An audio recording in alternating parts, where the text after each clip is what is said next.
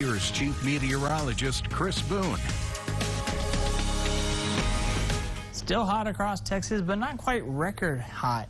As we've seen a little bit of cloud coverage, especially for parts of Oklahoma in towards Texoma. We saw some of that cloud coverage make its way into the Concho Valley as well. That cloud coverage helps to keep us just a tad bit cooler, but the rain chances, that's what we've been kind of keeping an eye on. That's going to start to drift towards the south and make its way in towards our area for tomorrow.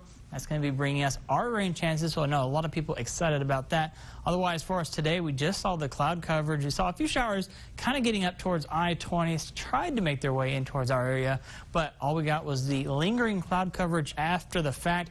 Again, we're seeing those clouds move across the area. As we go into tomorrow, we'll see another round of some showers and cloud coverage for much of the area. Until then, well, we're still hanging on to those heat warnings, those excessive heat warnings, in effect until Thursday at 10 p.m. That's for the northern and eastern parts of the Concho Valley.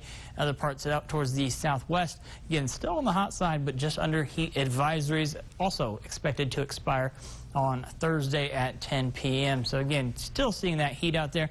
101 degrees right now in downtown San Angelo. A little bit more humid as well. We've seen that dew points up in the mid-50s. Even got close to 60 at one point. That takes the humidity up closer to the 20s versus the teens that we saw yesterday. And those winds have been fairly light. Out of the east at 3 miles per hour. Again, we did hit triple digits once again, so that brings us up to 53 days that we've cracked the century mark, and that brings us into the top 10 for the most triple-digit days for a summer, and we still have all of August left here, so we'll likely end up in the top 5 before it's all said and done. We still have a whole month of August left, and triple digits, well, I've seen that across the entire Concho Valley. 100 in Mertzen as well as Big Lake, 102 in El Dorado, 103 out towards Eden. So triple digits everywhere you go.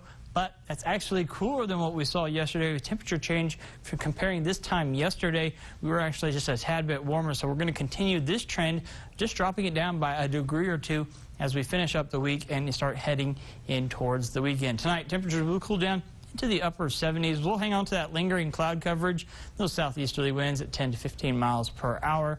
Tomorrow, very similar, but again, a degree or two cooler. Those rain chances, very isolated in nature, just a 10% chance. Most of us will see the increased cloud coverage, though.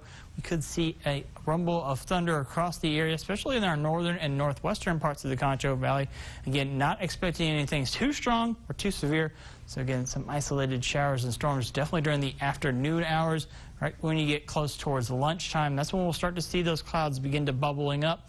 Some of those showers, again, could be very isolated, but moving generally to the south, not going to be very long-lasting and not going to be any drought buster across the area. Most of us will just see that increased cloud coverage. Otherwise, that's going to be it for our significant rain chances, at least for this week.